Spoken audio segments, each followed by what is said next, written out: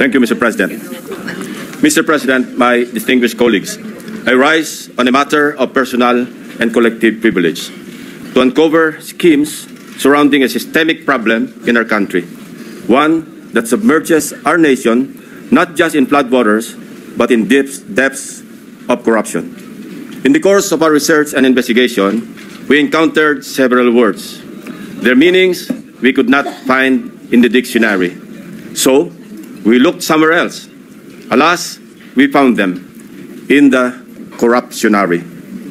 We have a saying, a leaky roof today is a ruined home tomorrow. Thankfully, President Bongbong Marcos himself has taken decisive steps to plug the leaky roof as a determined follow-through on his striking rebuke and appeal to conscience with his resounding admonition, mahiya naman kayo.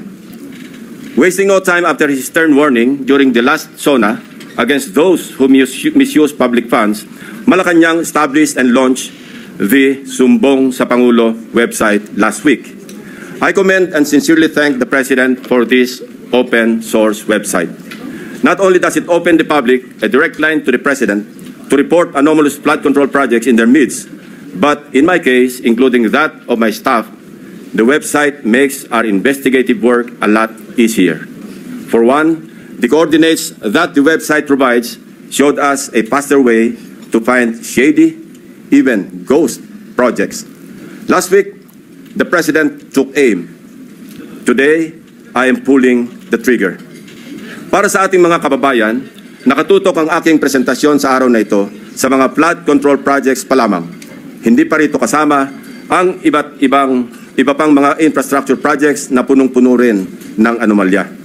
Isa-isahin natin ang mga impormasyong aming nakalap sa mga nakalipas na linggo mula sa aming sariling pag-aaral at pagsasaliksik na suportado ng mga impormasyon mula mismo sa mga DPWH officials at insiders, pati ilang contractors, kasama na rin ang open sources. Una, ang kalakaran ng ilang mga kontratista at mga kasabwat nila sa gobyerno na sa paghahati-hatian ng pondo, kasama na rin ang mga termino o codes patungkol sa kanilang modus. Pangalawa, ang mga palpak na proyekto dahil sa paggamit ng substandard na materyales, kasama na ang mga kontratistang nasa likod nito. Pangatlo, ang mga proyektong lantarang inaangkin bilang congressional insertions.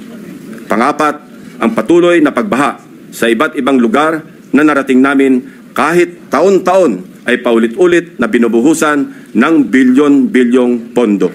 At ang pinakahuli, ang mga tinatawag ng Pangulo na guni-guni o ghost projects na aming nahukay. For over 15 years, from 2011 to 2025, we appropriated more than 1.9 trillion pesos for flood control management program under the budget of the Department of Public Works and Highways alone.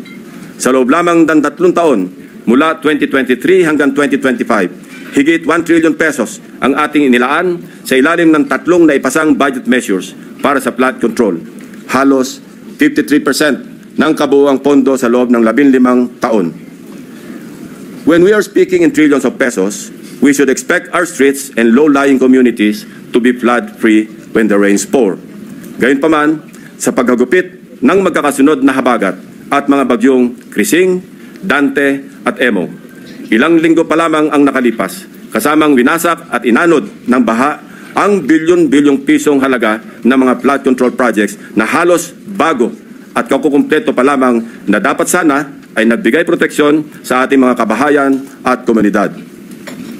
Corruption has been so pervasive and systemic that doing so is like a piece of cake. And when I say piece of cake, I mean that funds for a specific project are divided, shares vary depending on greed, big parts swallowed by corrupt operators, both from the public and private sectors, leaving only crumbs for actual project implementation. Mailan pa ngang proyekto, hindi man lang nagtira para sa taong bayan. Ang tawag ng Pangulong Marcos dito, guni-guni o ghost projects. Mr. President, let me illustrate an example of the pie sharing in a severely corrupted project. Nais kong bigyan din na hindi ito representasyon ng lahat ng kalakaran sa flood control projects sa buong Pilipinas. While the pillaging pattern is relatively the same, the pie sharing varies depending on the level of greed. Ihiwalay muna natin ang mga regular o legal na buwis at insurances na automatic na binabawas sa mga proyekto. 5% value-added tax, 2% withholding tax, 1% para sa bonds and insurances at 1% materials testing. Ibawas na rin natin ang allowable contractor's profit na 8 to 10%. Halimbawa, sa 100 million piso na pondo para sa flood control project, kung ibabawas ang maximum allowable deductions, nasa 82 million ang matitira para sa proyekto. Pero hindi pa rito nagtatapos, Mr. President. Kakatayin pa ang budget para sa mga lagay, commissions, SOPs, at iba-iba pang terminong binubuo para sa shares ng mga korap. Sa mga halos magkakaparehong impormasyon na aming nakalap, ganito kagarapal ang sistema sa hatian ng isang maanumalyang proyekto. 8 to 10% para sa mga opisyal ng DPWH. Swerte na daw kung pumayag ang district engineer na 6% lamang ang parte niya. May extra 2 to 3% pa na parte ang district engineering office kung may sosobra sa contractor's profit. Na-compute na rin kasi ng district engineering office ang tutubuin ng contractor mula sa project at sinisiguro na nila na sosobra ito sa allowable profit para mayroon pa silang kukubrahin. Ang tawag nila rito, reseta. Reseta dahil ang presyo na itinakda ng district engineering office ay nakasulat at napagdesisyonan na. Parang gamot, Mr. President, lulunukin na lang ng contractor. 5 to 6% para sa mga miyembro ng Beach and Awards Committee or BAC. 0.5 to 1% para sa COA. Mr. President, meron pa ngayon tinatawag na passing through or parking fee na aabot sa katumbas na 5 to 6% ng pondo. Ito ang itinuturing na royalty, ang tawag sa lagay na ibinibigay sa politikong may kontrol sa distrito kung saan i-implementa o itatayo ang proyekto. Lo and behold, Mr. President, 20 to 25% ang karaniwang napupunta sa funder o project proponent na politiko. Mr. President, ang matitirang pondo para sa pagpapatayo ng proyekto ay napakaswerte ng umabot sa 40% o 40 million pesos alisunod sa ating halimbawang 100 million pisong pondo para sa proyekto. Mr. President, there is an evident pattern of this nasty distribution of public funds among crooks. Ito ay base sa mga case studies na aming pinuntahan at masusing inimbestigahan sa iba't ibang dako ng bansa, partikular sa issue ng flood control. Hindi na namin sinama sa aking presentasyon ang mga naikutan at ibinunyag na ng Pangulo. Ang malinaw na malinaw. Halos pare-pareho ang pattern kung paano minamasaker ng mga kawatan ang pondo ng bayan. Nauna na po itong inuulat ng ating Pangulo noong nakarang linggo. Nang banggitin niya ang mga items na pare-pareho ang contract cost sa kabila ng pagkakaiba-iba ng specs, disenyo at haba ng proyekto. Panoorin po natin ang video. Pag sinabi, may 50 project, pare-pareho, 150 million lahat. Pare-pareho lahat. Imposible yan. It is impossible for one barangay, even if they are the next barangay, to have the exact same project to the exact same amount with the exact same contractor. Imposible yan. Sa parlance po na ang nakakaalam lamang ay ang mga kasali sa gulangan sa pondo. Ito po ang tinatawag na distinct. Distinct ang mga budget items na makikita sa General Appropriations Act at awarded contracts na may pare-parehong halaga para sa magkakalapit man o magkakalayo na proyekto.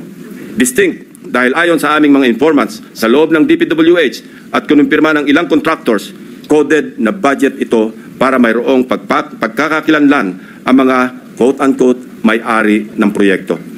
Para sa mga nakakaunawa, ang ibig sabihin po ay akin yan. Sa Bulacan First Engineering District na pinamumunuan na magkasunod na tinanggal sa pwesto na sina dating District Engineer Henry Alcantara at ang pumalit sa kanya na si Bryce Hernandez.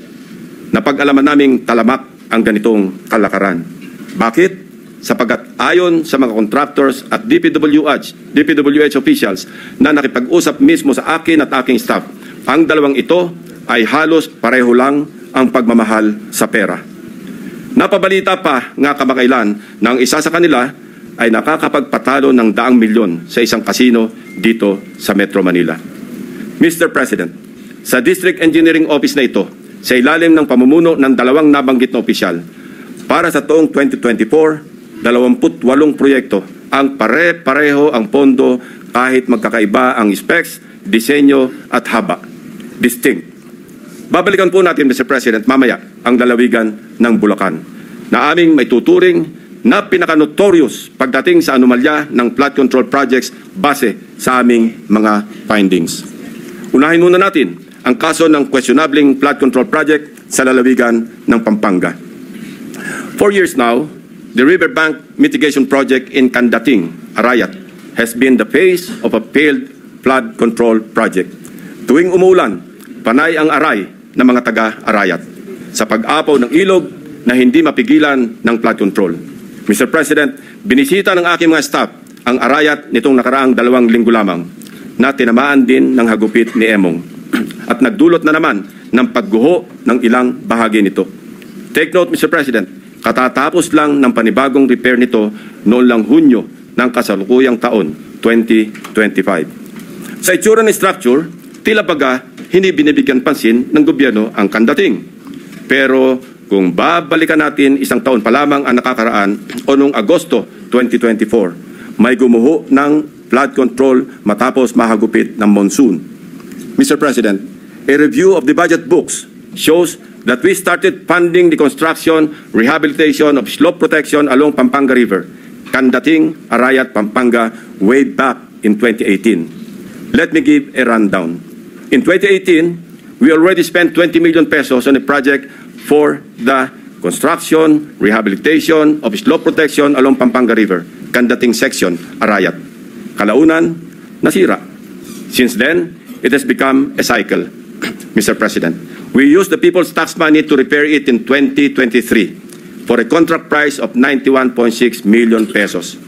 It was repaired again by another year's tax money in 2024. This time, not once, but twice. 91.8 million for phase 1 and 91.4 million for phase 2. Take note, 20 million pesos lang ito sa una at original construction. If the original construction cost was only 20 million pesos in 2018, why did the repair cost balloon to 350% or 91 million in 2023 and another 183 million pesos in 2024 or an overall increase of 815%? Aba, at nawili na ang funder ng Edmarie Construction na siyang palaging nananalong kontraktor sa Candating, Arayat, Pampanga noong 2023 at 2024. Naglagay pa ulit ng 100 million pesos ngayong taon. Buti na lang, pinigil ng Malacanang ang pag-release ng pondo. Distinct din, but in a very distinct way.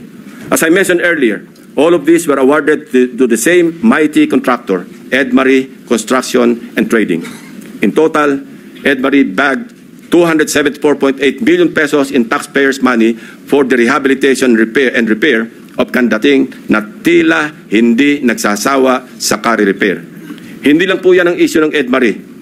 How can this contractor, with an unusual share of controversies, including being delisted as DHSUD builder in 2023, be trusted to rebuild its own consistently collapsing project, which has evidently come with great cost and loss to the government? Paulit-ulit ang pag-repair, ngunit ganito pa rin ang kalagayan sa Candating, Arayat. Arayat ko po. Mr. President, magtungo naman tayo sa Hilagang Luzon, partikular sa probinsya ng La Union, kung saan matatagpuan ang Bawang River Basin, na kung saan matindi ang congressional insertions. Sa tulong ng mga concerned groups and individuals, napansin namin ang bilang ng flood control projects na bagamat wala sa National Expenditure Program noong 2024 ay biglang tumubong parang kabute sa General Appropriations Act ng nakaraang taon. Halimbawa, ang construction of flood control structure along Bawang River Basin. 2 items lamang na may tig 50 million pesos ang nakalaan sa bahagi ng Nagilian. Samantalang, ang bayan ng Bawang ay wala pong proyekto sa National Expenditure Program. Abracadabra, sa naipasang 2024 General Appropriations Act, nagkaroon ng 10 items na nahahati mula package 1 hanggang package 10 na may tig 98 million pesos ang biglang umusbong para sa Nagilian. Sa kabuuan, ang 10 packages na ito ay umabot sa 967.4 million pesos. Halos 1 bilyong piso kumpara sa dalawang tig 50 million lamang sa 2024 NEP. Sa bawang naman, 7 packages ang lumitaw na may magkakaparehong halaga, 89 million pesos each. Sa kabuuan, ito ay nagkakahalaga ng 623 million pesos mula zero budget sa NEP ng 2024. Sa aming masinsing pagkalkal ay natuklasan naming iisang kontraktor ang naawardan ng lahat ng packages na ito, ang Silver Wolves Construction Corporation. Distinct pa rin, distinguished colleagues. Ito ang nabanggit kong pork barrel insertions kanina, Mr. President. Meron pang mas matinding congressional insertions, ipapakita ko sa inyo. Baco at Nauhan, Oriental Mindoro. Aguila congressional insertions. Mr. President, when flood control projects fail to stand against the tides, we are compelled to question the feasibility of the project and the technical capacity of the contractor. But what if an elected congressman or a political group claims ownership of the project? Is it not both proper and necessary to scrutinize their motivations and examine the extent of their involvement and perhaps to hold them responsible? This explains the logic why I am insisting to make transparent the identities of the proponents of the insertions from the House GAB, Senate version, and all the way to the BICAM. If they claim something as theirs, should they not also be accountable for its failures? Mr. President, I raise the question because of the evident congressional banners we observed alongside many projects in Nauhan and Baco, both in Oriental Mindoro. Bilang halimbawa, in Barangay Burbuli, Baco, Oriental Mindoro, one banner reads, Congressional Project, Construction of Flood Control Structure along Barangay Burbuli, Alag River, Baco, Oriental Mindoro, Aguila, Aksyon, Gobyerno at Inisyatibo sa Larangang Lehislatura. This project, awarded to Silver Wolves Construction Corporation again, is worth 95 million pesos. It is an ongoing project to be completed in December 2025. This project is so important that it can turn stones and get funding approval under the unprogrammed appropriations of the 2024 national budget.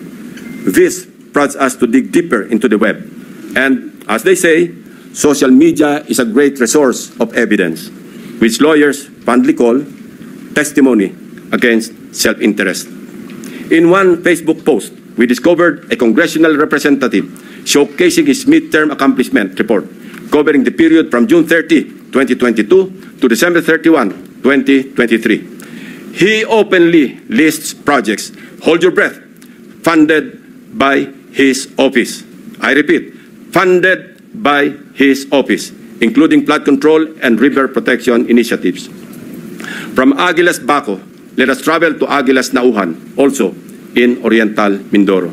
Mr. President, Nauhan is among the beneficiaries of 3.6 billion pesos worth of projects, while Baco proudly lists 807 million, all of which is attributed to and owned up by the office of the congressman. Hindi lamang po ito ang maswerteng napondohan. Isa pa sa pinagmamalaki ng mga pag-angking congressman ay ang flood control structure sa Butas River upstream, Barangay San Jose, Nauhan, Oriental, Mindoro. We took time to visit the project, Mr. President, which he referred to as a national project through congressional allocation. The project was awarded to Raymond Builders for 231 million pesos at hinugot pa rin ito sa unprogrammed funds. Dalawang projects na po ito ng Aguila na natuklasan naming mula sa unprogrammed funds, isa sa Barangay Burbuli at isa sa Barangay San Jose. Sa tagal ko na rin pong nagbubusisi ng pambasang budget, ang pagkakaalam ko po, masalimuot ang proseso ng paggamit ng unprogrammed appropriations under the Special Purpose Fund para mag-augment sa ilang items under the regular budget. Hindi po madaling ma-access ito. Dapat A, may excess revenue collections, or B, new revenue collections, or C, those arising from new tax or non-tax sources, or D, approved loans para sa foreign assisted projects. Mahaba din ang requirements dito, Mr. President. So, ano kaya ang taglay na agimat ni Congressman? What gives, Mr. President? Kung saan may multimillion projects, dumadapo ang agila. Pero lubog pa rin sa baha ang nadadapuan ng agila. Isa lamang po ito sa napakaraming banners at social media posts ng congressional insertions ng mga politiko na naglipana sa iba't ibang bahagi ng bansa. Mr. President, ituloy na po natin ang diskusyon tungkol sa aming mga obserbasyon sa lalawigan ng Oriental Mindoro.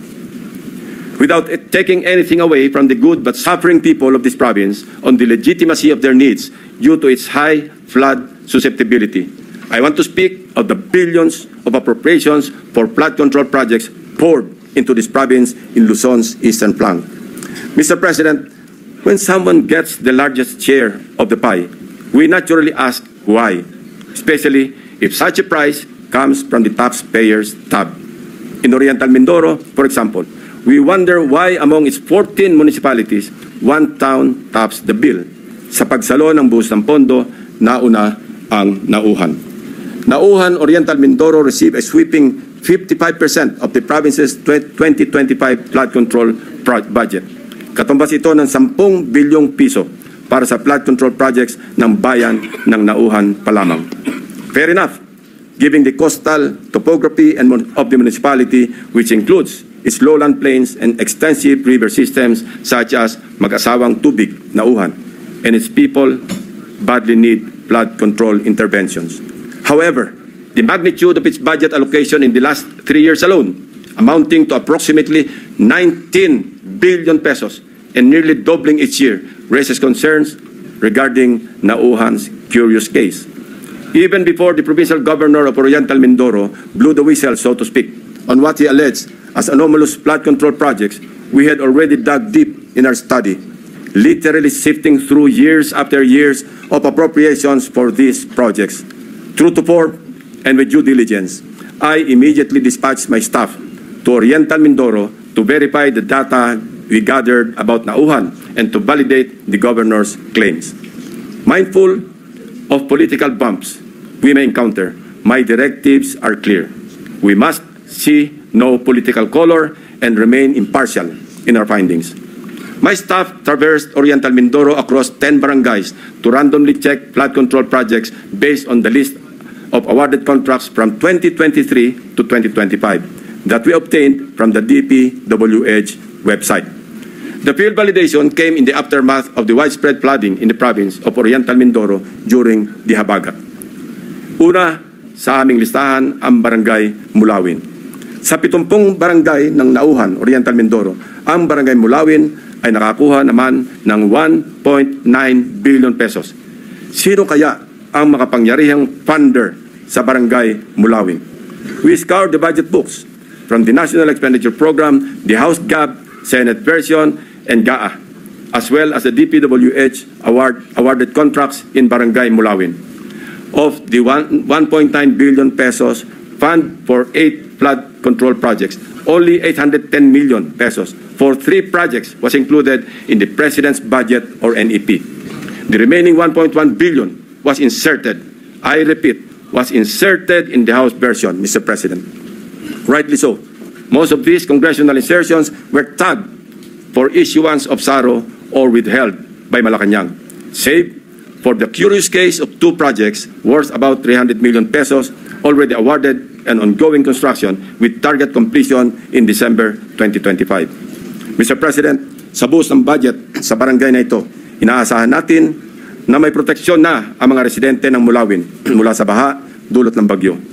Sa kasamaang palad, habagat pa lang at hindi pa man naitalang bagyo ang tumama sa probinsya. Gumuhuna ang ilang parte ng mga diking pinaggastusan ng 100 milyong piso. Inagos na rin ng tubig, baha, ang bilyong pisong danyos ng nasirang flood control.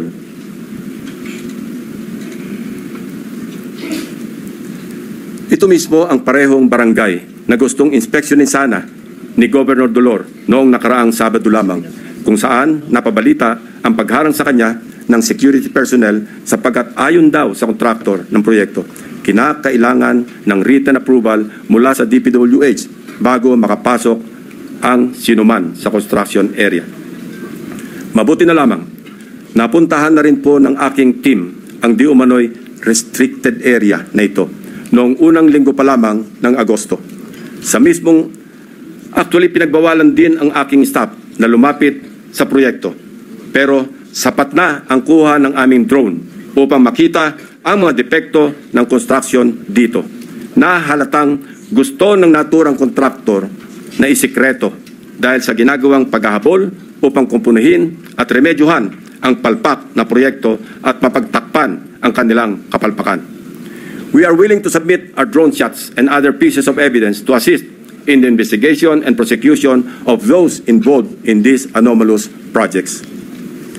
Mula sa aming sariling footage, kitang-kita ang mga bahagi ng road dike na ginawa noong 2024 na gumuho.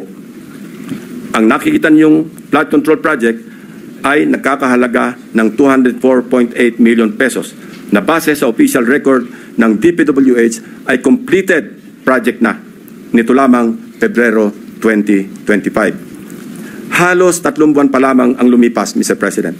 Gayunpaman, kabago-bagong proyekto, gumuho na agad ang dike dahil sa nakaraang bagyong Krising, Dante at Emo.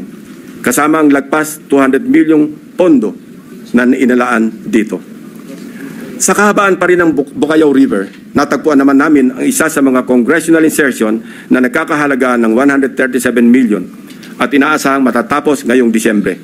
Kasabay ng hagupit ng habagat, inanod na rin ang malaking bahagi ng binubuong dike.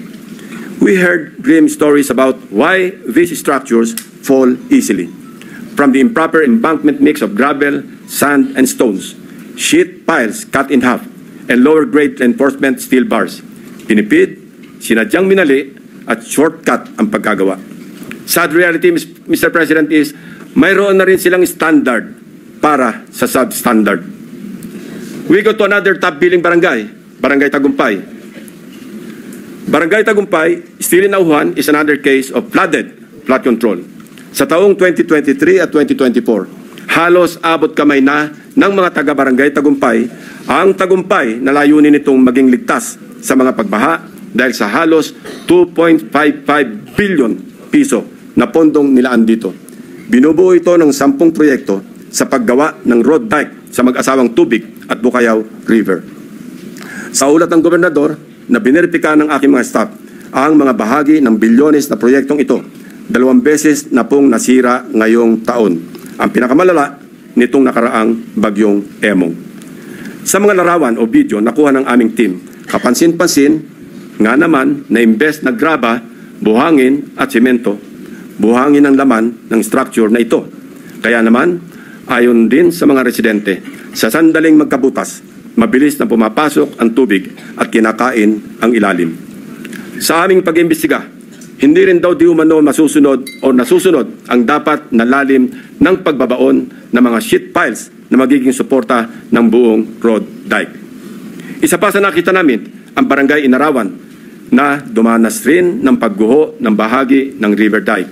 Sa aming pagsisiyasat, isa ang barangay na ito sa pinakamaraming buhos ng proyekto noong 2023 at 2024. Tumabo po ito ng 1.764 billion piso para sa construction ng road dike sa kahabaan ng mag-asawang Tubig. Sa lahat ng proyektong nilaan sa Barangay Inarawan, tanging ang SunWest Incorporated ang nakakopo ng mga proyekto. Ito ang kontraktor na una na nating narinig sa ulat ng Pangulo bilang pang-8 sa mga kontratistang nakakuha ng pinakamarami at pinakamalaking kontrata sa flood control. Mr. President, sinuyod din namin ang ilang pang-barangay na binuhusan ng pondo, ngunit hindi pa rin nakaligtas sa daluyong ng pagbaha dahil sa karamihan ay substandard, gumuho at hindi napanindigan ang pagiging flood control structure. Ilan sa mga ito ang mga sumusunod na ipapakita natin. Sa Barangay Pinagsabangan 2, higit 228 milyong piso ang pondong nilaan, pero ang reklamo ng mga residente, putol-putol ang pagkagawa ng river control. Malaking bahagi rin ito ang gumuho ng nagdaang habagat. Sa Barangay Melgar, nirereklamo ng mga residente ang mababaw na pagkakabaon ng mga bakal sa ginagawang dike. Sa taong ito, 3 coastal road shore protection ang itinatayo na ang suma total ay papalo sa halos 693 milyong piso. Sa Barangay Arangin, mayroon ding ongoing projects na nagkakahalaga ng 109 million. Ngunit hindi pa man tapos ay nasira na ulit dahil sa habagat. Mr. President, for 3 years, 19 billion na pondo ang ibinuhos para sa flood control sa Nauhan. Umaapaw ang pondo pero lubog pa rin sa baha ang mga Nauhenyo. Ano nangyari, Mr. President? Kaninong mga bulsa inanod ang buwis ng taong bayan? Kung sa Oriental Mindoro gumuguho ang mga proyekto, mamaya po, Mr. President, ipapakita namin ang mga lugar naman na walang makikitang gumuguho.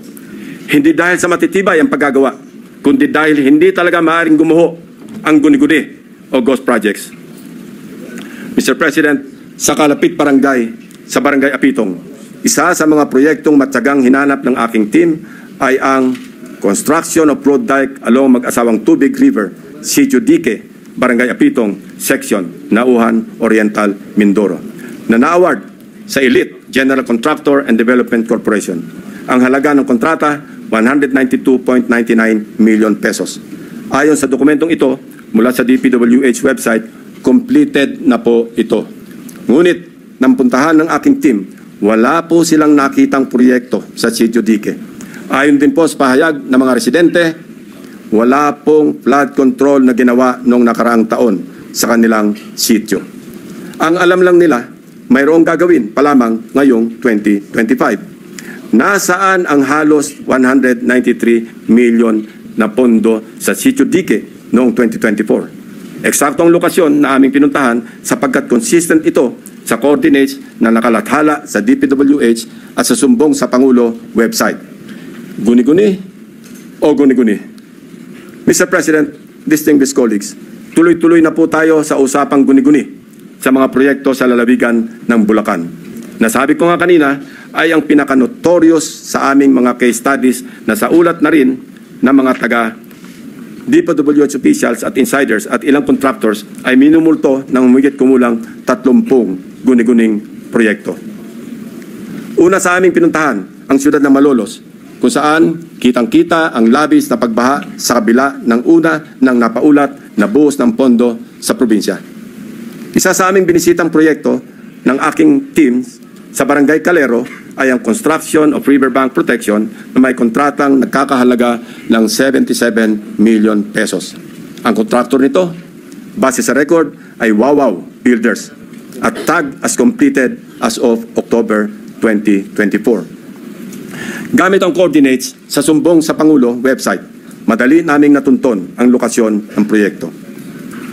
Inabutan po namin ang flood control structure na ayon sa mga residente ay sinimulang gawin ngayong taon, 2025 lamang. Ibig sabihin po, ang pondo nito ay nasa taong 2025, hindi 2024. Sigurado kami sapagkat iba ang contract ID nito base sa DPWH billboard na inyong nakikita sa screen. Kinumpirma din po ng mga residente na walang flood control project na ginawa sa lugar noong 2024. Ang malaking tanong, ano ang riverbank protection structure na pinondohan at sinasabing completed dito? Ito po bang nakikita nating puting pader sa screen? Pader nga po yan, Sir President. Perimeter fence ng subdivision. Mr. President, sari-saring gimmick, makapandaya lang ng milyones sa kaban ng bayan. Magtungo tayo sa susunod na barangay, Mr. President. Lula ng bangka, binagtas ng aking mga staff ang barangay Babatnin upang hanapin ang riverbank protective structure na pinondohan noong 2024. Ito ay nagkakahalaga ng 77 million pesos ulit na nakuha naman ng Darcy and Anna Builders. Mayroong flood control project na kumpirmado rin sa mga online videos na nahanap namin. Ang siste, hindi po ito ginawa noong 2024. 2018 pa po, Mr. President.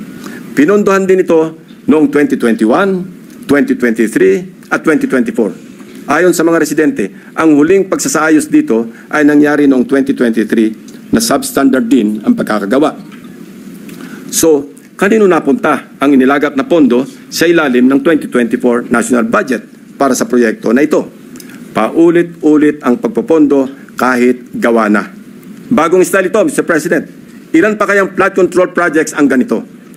Ang contractor nito na Darcy and Ana Builders. Nagmimistulang multo rin. Bakit kanyo? Base sa mga dokumento ng kumpanyang ito. Ito ay isang negosyo na rehistrado sa ilalim ng sole proprietorship at may address sa Cardona, Rizal. Sa pamamagitan ng simpleng pag-search sa Google Map ay madaling makita ang gusali kung nasaan ang nasabing negosyo. Subalit, nang puntahan ng aking team ang address, ang kanilang inabutan ay gym at e-payment store sa halip na construction company. Wala na rin ang signage ng Darcy and Ana Builders sa dating nakakabit sa building.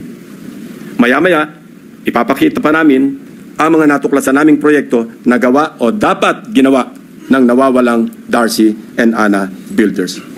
Sinuyod din po natin ang ilang barangay sa Hagonoy, Bulacan, na hanggang ngayon ay lubog pa rin sa tubig baha, Mr. President. Gamit ulit ang sumbong sa Pangulo website, hinugot namin ang exact grade coordinates ng proyektong aming nakita para tiyakin na sakto ang lokasyon kung saan tayo napadpad. Mr. President, the first subject project was in Barangay Carillo, Hagonoy, Bulacan.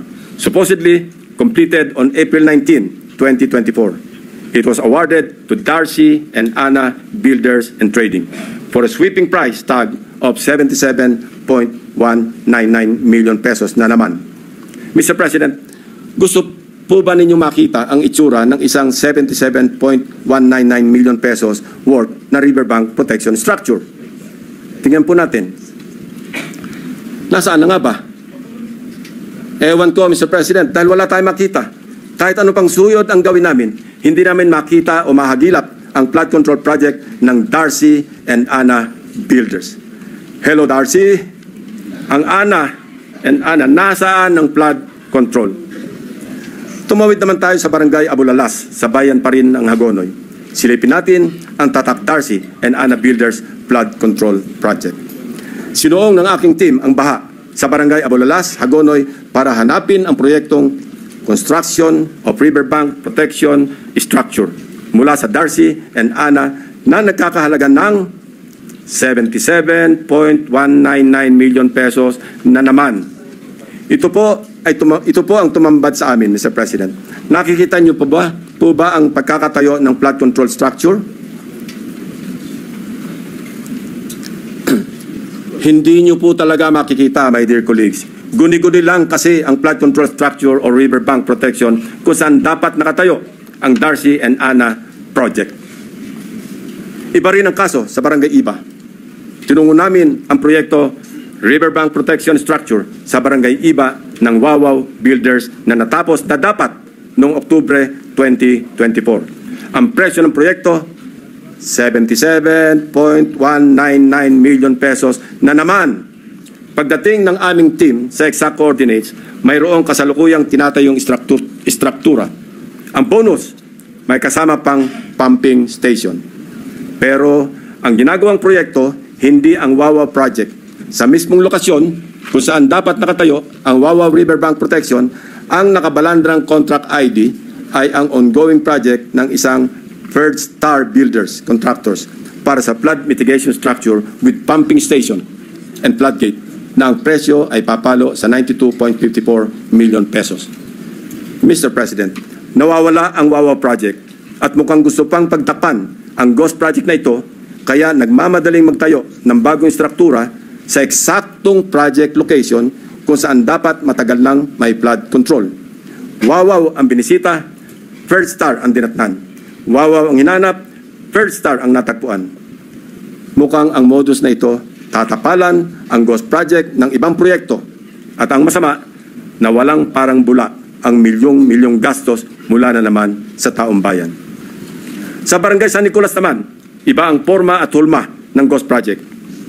Binisita namin ang proyekto ng Wawaw Builders na ang halaga ay 77.199 million pesos na naman.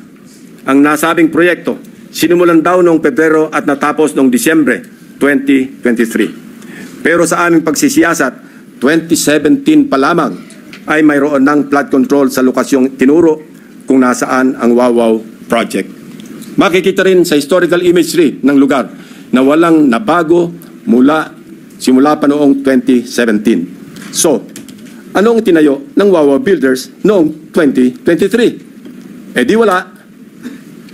May guni-guni na naman sa barangay San Nicolas. Wow na wow ang wawaw. Mr. President, makikita natin ang iisang pattern ng mga proyektong guni-guni ng Darcy and Ana at Wawaw Builders sa Barangay Carillo, Abulalas, Iba at San Nicolas, 1st Engineering District ng Bulacan. Pare-parehong contract price, 77.199 million pesos. Pare-parehong riverbank protection structure, pare-parehong guni-guni. Very distinctly ghost projects. Ang mga taong nasa likod ng scheme na ito or scam na ito ang dapat ipinampupukpok sa pagbabaon ng mga sheet piles. Hindi ito kababalagan, Mr. President. This is well orchestrated by an organized network of people who abuse their power. May isang grupo sa loob ng 1st District Engineering Office ng Bulacan na kilalang sindikato ng mga substandard at ghost projects.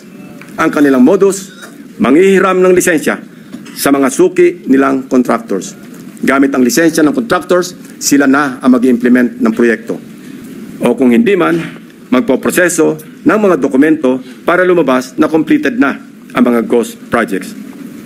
My office is willing and ready to provide the names of the members of this well-organized syndicate inside the Bulacan 1st District Engineering Office, including probable witnesses to testify against them if and when the appropriate authorities will open a formal investigation into these morally wicked schemes to defraud our people of their hard-earned taxpayers' money.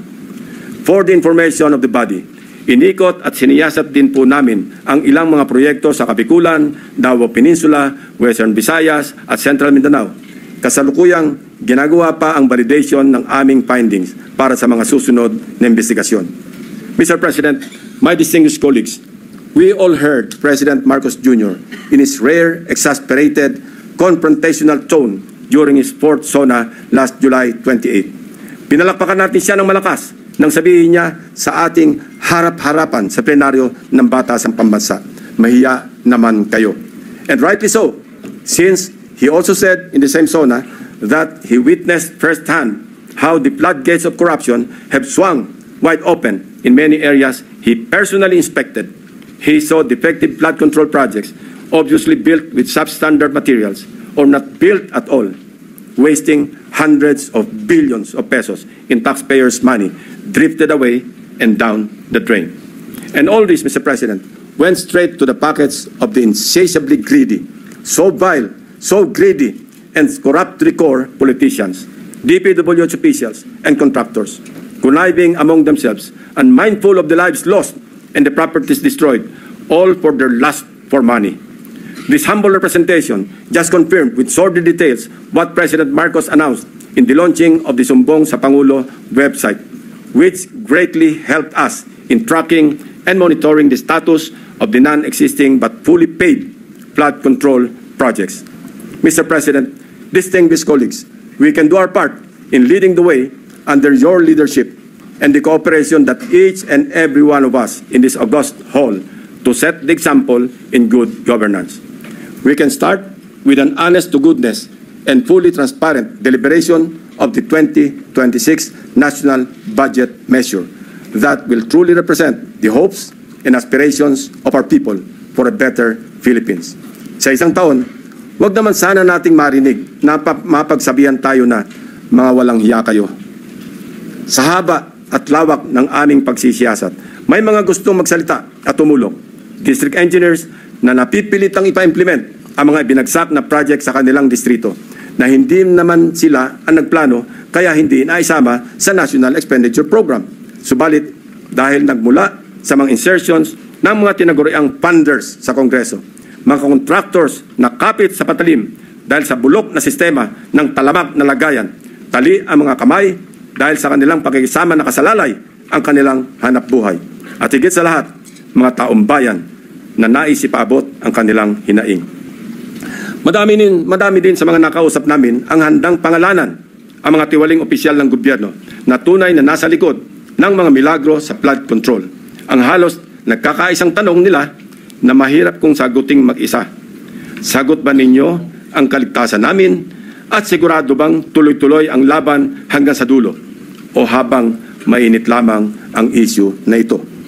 When few good officials or regretful men are willing to speak truth to power, they must be heard.